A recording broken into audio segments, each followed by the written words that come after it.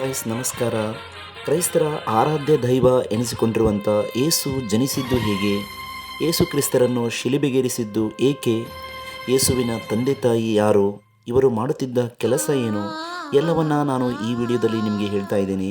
ಅದಕ್ಕೂ ಮುನ್ನ ನೀವಿನ್ನೂ ನನ್ನ ಚಾನಲ್ಗೆ ಸಬ್ಸ್ಕ್ರೈಬ್ ಮಾಡಿಲ್ಲ ಅಂದರೆ ಕೂಡಲೇ ಬೆಲ್ ಬಟನ್ ಒತ್ತಿ ಸಬ್ಸ್ಕ್ರೈಬ್ ಮಾಡಿ. ಈ ವಿಡಿಯೋ ತುಂಬ ಇಂಟ್ರೆಸ್ಟ್ ಆಗಿದೆ, ಫಸ್ಟಿಂದ ಕೊನೆವರೆಗೂ ಸ್ಕಿಪ್ ಮಾಡಿದೆ ನೋಡಿ. ದಿನ ಇಸ್ರೇಲ್ನಲ್ಲಿರೋ ನಜ್ರತ್ ಅನ್ನುವಂಥ ಪ್ರದೇಶದಲ್ಲಿ ಯಹೂದಿ ಸಮುದಾಯಕ್ಕೆ ಸೇರಿದ ಮರಿಯಾ ಅನ್ನುವಂಥ ಯುವತಿ ವಾಸ ಮಾಡ್ತಾ ಇರ್ತಾಳೆ. ಆ ಯುವತಿಗೆ ಜೋಸೆಫ್ ಅನ್ನುವಂಥ ಹುಡುಗನ ಜೊತೆ ನಿಶ್ಚಿತಾರ್ಥ ಆಗಿರ್ತದೆ. ಒಂದಿನ ಮರಿಯಾ ಮಲಗಿದಾಗ ಕನಸಲ್ಲಿ ಒಬ್ಬ ದೇವತೆ ಬಂದು ಇನ್ನೂ 1 ವರ್ಷದಲ್ಲಿ ನಿನ್ನ ಹೊಟ್ಟೆಯಲ್ಲಿ ದೇವರು ಜನ್ಮ ತಾಳ್ತಾನೆ ಅಂತ ಹೇಳ್ತಾಳೆ. ಇದನ್ನು ಕೇಳಿಸಿಕೊಂಡಂಥ ಮರಿಯಾ ಎಚ್ಚರವಾಗಿ ಗಾಬರಿ ಆಗ್ತಾಳೆ. ಒಂದು ಕ್ಷಣ, ನನಗಿನ್ನೂ ಮದುವೆಯೇ ಆಗಿಲ್ಲ, ಹೇಗೆ ಗರ್ಭಿಣಿ ಆಗ್ತೀನಿ, ಹೇಗೆ ಮಗುವಾಗುತ್ತೆ ಅಂತ ಆಕೆ ಮಾತನಾಡ್ಕೊಳ್ತಾಳೆ. ಆದರೂ ಕೂಡ ಅದೊಂದು ಕೆಟ್ಟ ಕನಸಿರ್ಬೋದು ಅಂತ ತಿಳ್ಕೊಂಡು ಹಾಗೆಯೇ ಮಲಗಿಬಿಡ್ತಾಳೆ.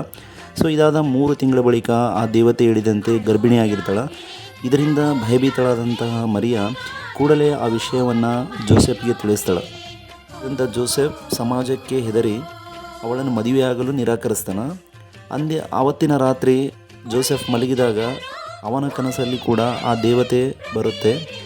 ಬಂದು ಮರಿಯಾ ಗರ್ಭಿಣಿಯಾಗುತ್ತಿರುವುದು ಪರಪುರುಷನ ಸಂಘದಿಂದಲ್ಲ, ಬದಲಿಗೆ ದೇವರೇ ಅವಳ ಹೊಟ್ಟೆಯಲ್ಲಿ ಹುಟ್ಟಿ ಬರುತ್ತಿದ್ದಾನೆ ಎನ್ನುವಂಥ ಸತ್ಯವನ್ನು ಅವನಿಗೆ ಅರ್ಥ ಮಾಡಿಸುತ್ತೆ.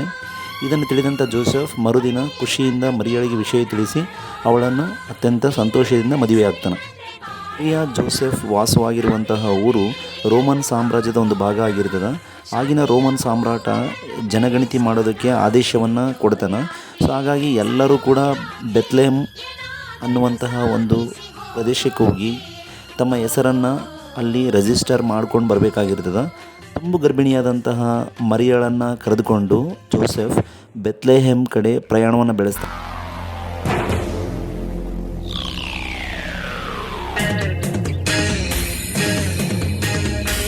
ಬೆತ್ಲೆಹೇಮ್ ತಲುಪಿದಂತಹ ಜೋಸೆಫ್ ಮರಿಯಾಗೆ ಉಳಿದುಕೊಳ್ಳೋದಕ್ಕೆ ಎಲ್ಲೂ ಕೂಡ ಜಾಗ ಸಿಗದೆ ಅಲ್ಲೇ ಪಕ್ಕದಲ್ಲಿದ್ದಂತಹ ಕುರಿಗಳ ಕೊಠಡಿಯಲ್ಲಿ ಅವರು ಅವತ್ತಿನ ದಿನ ಉಳ್ಕೊಳ್ತಾರೆ.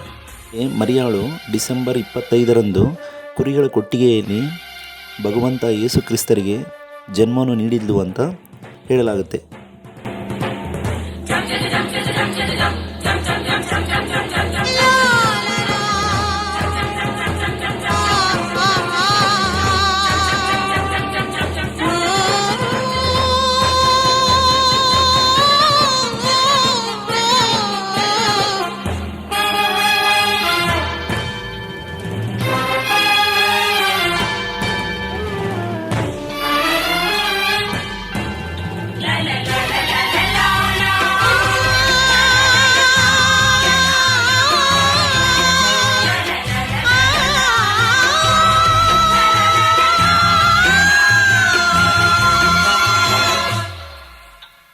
ಕ್ರಿಸ್ತರು ಕೂಡ ಯಹೂದಿ ಧರ್ಮಕ್ಕೆ ಸೇರಿದವರಾಗಿರುವುದರಿಂದಾಗಿ ಅವರು ಆ ಧರ್ಮವನ್ನು ಪ್ರೀತಿಸ್ತಾ ಇರ್ತಾರೆ ಮತ್ತು ಗೌರವದಿಂದ ಕಾಣ್ತಾ ಇರ್ತಾರೆ. ಆ ಧರ್ಮದ ಎಲ್ಲ ಕಾರ್ಯಕ್ರಮಗಳಿಗೆ, ಮಂದಿರಗಳಿಗೆ ಹೋಗ್ತಾ ಇರ್ತಾರೆ. ಆದರೆ ಯಹೂದಿ ಧರ್ಮದಲ್ಲಿ ಹೇಳಿದ್ದನ್ನೆಲ್ಲ ಇವರು ಪಾಲಿಸ್ತಾ ಇರಲಿಲ್ವಂತೆ. ಇವರ ಒಂದು ಉಪದೇಶಗಳು ಆ ಒಂದು ಯಹೂದಿ ಧರ್ಮದ ಉಪದೇಶಗಳಿಗೆ ಹೋಲಿಸಿದರೆ ಬಹಳಷ್ಟು ಭಿನ್ನವಾಗಿದ್ವು. ಮತ್ತು ಶಾಸ್ತ್ರಗಳಲ್ಲಿ ಹೇಳಿದ್ದೆಲ್ಲ ಧರ್ಮವಲ್ಲ, ನೈತಿಕತೆ ಮಾತ್ರ ಒಂದು ಧರ್ಮ. ಇನ್ನೊಬ್ಬರಿಗೆ ನಾವು ಕೆಟ್ಟದನ್ನು ಮಾಡಬಾರ್ದು, ಬಡವರಿಗೆ ಆದಷ್ಟು ಸಹಾಯವನ್ನು ಮಾಡಬೇಕು, ಎಲ್ಲರಿಗೂ ಒಳ್ಳೆಯದನ್ನು ಬಯಸಬೇಕು, ತಪ್ಪು ಮಾಡಿದವ್ರನ್ನ ಕ್ಷಮಿಸುವ ಒಂದು ಮನೋಭಾವ ಹೊಂದಿರಬೇಕು ಅಂತ ಯೇಸುವಿನ ಒಂದು ಅಭಿಪ್ರಾಯ ಆಗಿರ್ತದೆ. ಇದರಿಂದ ಸಿಟ್ಟಿಗೆದ್ದಂಥ ಕೆಲ ಯಹೂದಿ ಧರ್ಮದವರು ಏನು ಮಾಡ್ತಾರೆ, ಯೇಸು ಹೊಸ ಧರ್ಮವನ್ನು ಹುಟ್ಟು ಹಾಕ್ತಾ ಇದ್ದಾರೆ ಮತ್ತು ಜನರನ್ನು ತಮ್ಮ ಕಡೆ ಸೆಳ್ಕೊಳ್ತಾ ಇದ್ದಾರೆ. ಆ ರೀತಿ ಅವರು ಒಂದು ಸಾಮ್ರಾಟಂತರ ಜೀವನವನ್ನು ಮಾಡೋದಕ್ಕೆ ಇಷ್ಟಪಡ್ತಾ ಇದ್ದಾರೆ ಅಂತ ಅವರಿಗೆ ಭಯ ಶುರುವಾಗುತ್ತೆ. ಇರುವಂತಹ ಇಸ್ರೇಲ್ ರಾಜ್ಯ ರೋಮ್ ಸಾಮ್ರಾಜ್ಯದ ಅಧೀನದಲ್ಲಿ ಇರ್ತದೆ. ಸಾಮ್ರಾಜ್ಯದ ದೊರೆ ಟಿಬೇರಿಯಸ್ ಆಗಿರ್ತಾನೆ. ದೊರೆ ಏನು ಮಾಡಿರ್ತಾನೆ ಅಂದರೆ ತನ್ನ ರಾಜ್ಯದ ಎಲ್ಲ ಆಡಳಿತವನ್ನು ಗವರ್ನರ್ಗೆ ಕೊಟ್ಟಿರ್ತಾನೆ. ಆ ಗವರ್ನರ್ ಮಾತ್ರ ಯಾವುದೇ ಅಪರಾಧಿಗೆ ಗಲ್ಲು ಶಿಕ್ಷೆ ಕೊಡ್ಬೋದಾದಂಥ ಅಧಿಕಾರವನ್ನು ಹೊಂದಿರ್ತಾನೆ. ಯಹೂದಿ ಧರ್ಮದವರು ಎಲ್ಲ ಏನು ಮಾಡಿಬಿಡ್ತಾರೆ, ಗವರ್ನರ್ ಹತ್ರ ಹೋಗಿ ಯೇಸು ಕ್ರಿಸ್ತರ ಕುರಿತಾದಂಥ ದೂರುಗಳನ್ನು ಹೇಳ್ತಾರೆ. ಅವ್ರ ಮೇಲೆ ಕಂಪ್ಲೇಂಟನ್ನು ಹೇಳ್ತಾರೆ. ಯೇಸು ಕ್ರಿಸ್ತರು ತಾವೇ ದೇವರಂತೆ ವರ್ತಿಸ್ತಾ ಇದ್ದಾರೆ, ತಾವೇ ಸಾಮ್ರಾಟನಂತೆ ಜನರಿಗೆ ವರ್ತನೆ ತೋರಿಸ್ತಾ ಇದ್ದಾರೆ. ಜನರ ಹತ್ರ ಎಲ್ಲ ಜನರನ್ನು ತಮ್ಮ ಕಡೆ ಸೆಳ್ಕೊಳ್ತಾ ಇದ್ದಾರೆ. ಧರ್ಮದ ಬಗ್ಗೆ ಸ್ವಲ್ಪನೂ ಅವ್ರಿಗೆ ಗೌರವ ಇಲ್ಲ. ಈ ರೀತಿ ಇಲ್ಲ ಸಲ್ಲದ ಮಾತುಗಳನ್ನು ಗವರ್ನರ್ಗೆ ಹೇಳ್ತಾರೆ. ಯೇಸು ಉಪದೇಶಗಳಿಂದ ಗವರ್ನರಿಗೆ ಏನು ತೊಂದರೆ ಆಗ್ತಾ ಇರಲಿಲ್ಲ. ಆದರೆ ಯಹೂದಿಗಳು ವಿರೋಧಿಗಳಾಗ್ತಾರೆ, ಅವರು ಬಂಡಾಯ ಹೇಳ್ತಾರೆ, ನಮ್ಮ ಒಂದು ಆಡಳಿತ ವ್ಯವಸ್ಥೆಗೆ ತೊಂದರೆಯಾಗುತ್ತೆ ಅನ್ನುವಂಥ ಭಯ ಇರುತ್ತೆ ಗವರ್ನರ್ಗೆ. ಹೀಗಾಗಿ ಯಹೂದಿಗಳನ್ನು ಖುಷಿಪಡಿಸೋಕೆ ಆ ಗವರ್ನರ್ ಏನು ಮಾಡ್ತಾನಂದರೆ ಧರ್ಮನಿಂದನೆ, ರಾಜದ್ರೋಹ ಆರೋಪದ ಮೇಲೆ ಯೇಸು ಕ್ರಿಸ್ತರನ್ನು ಬಂಧನ ಮಾಡಬೇಕು ಮತ್ತು ಅವರನ್ನು ಅಂತ್ಯಗೊಳಿಸಬೇಕು ಅನ್ನುವಂಥ ಆದೇಶವನ್ನು ನೀಡಿಬಿಡ್ತಾನೆ.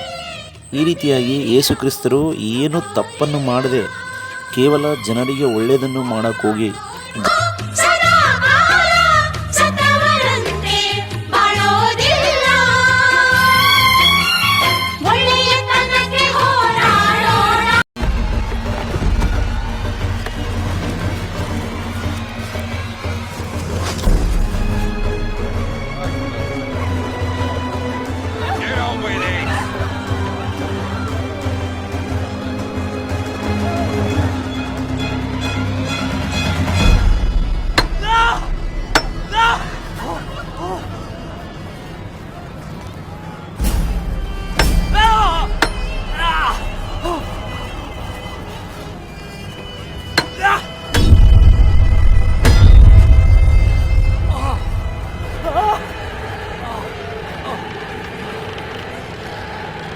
Raise the cross!